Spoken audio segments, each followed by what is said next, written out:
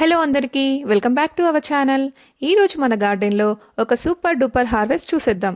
అదేంటి అంటే మన దేశీ పాలకూర. ఈ పాలకూరని ఇంట్లో ఎలా గ్రో చేసుకోవాలి, ఎలాంటి టిప్స్ పాటిస్తే పాలకూర హెల్దీగా గ్రో అవుతుందో ఈ వీడియోలో మాట్లాడుకుంటూ హార్వెస్ట్ చేసేసుకుందాం. ఈ వీడియోని లాస్ట్ వరకు చూసేయండి.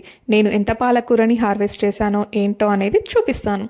అలాగే నా వీడియోని ఫస్ట్ టైం చూస్తున్నట్టయితే ప్లీజ్ లైక్ చేయండి. అలాగే నా ఛానల్ని సబ్స్క్రైబ్ చేసుకోండి. ఫస్ట్ పాలకూర సీడ్స్ని తీసుకొని ఓవర్ నైట్ వాటర్లో సోక్ చేసుకోవాలి. ఇలా సోక్ చేసుకోవడం వల్ల సీడ్స్ అనేవి ఫాస్ట్గా జెర్మినేషన్ అవుతాయి. నెక్స్ట్ డే మార్నింగ్ వాటర్ని డ్రైన్ చేసుకోవాలి. ఇక పాలకూర సీడ్స్ని వేసుకోవడానికి ఒక వెడల్పుగా ఉన్న టబ్ని కానీ లేదా పాట్ని కానీ తీసుకోవాలి. ఈ పాట్కి వాటర్ డ్రైన్ అవ్వడానికి డ్రైన్ హోల్స్ పక్కాగా చేసుకోవాలి. ఇప్పుడు పాట్లోకి సాయిల్ మిక్స్ కోసం 50% సాయిల్ని 50% ఆర్గానిక్ కాంపోస్ట్ని మిక్స్ చేసి ఫిల్ చేసుకోవాలి. ఇప్పుడు సీడ్స్ని వేసుకోవాలి. ఇలా వేసుకునేటప్పుడు సీడ్కి మధ్యలో 1 ఇంచ్ దూరం ఉండేలా వేసుకోవాలి. అప్పుడే రూట్స్ బాగా స్ప్రెడ్ అయ్యి ప్లాంట్స్ బాగా గ్రో అవుతాయి.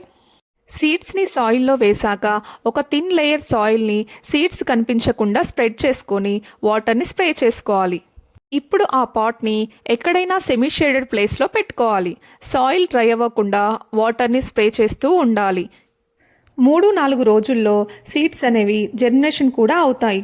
వీటికి 2-3 గంటల సన్లైట్ ఉంటే సరిపోతుంది.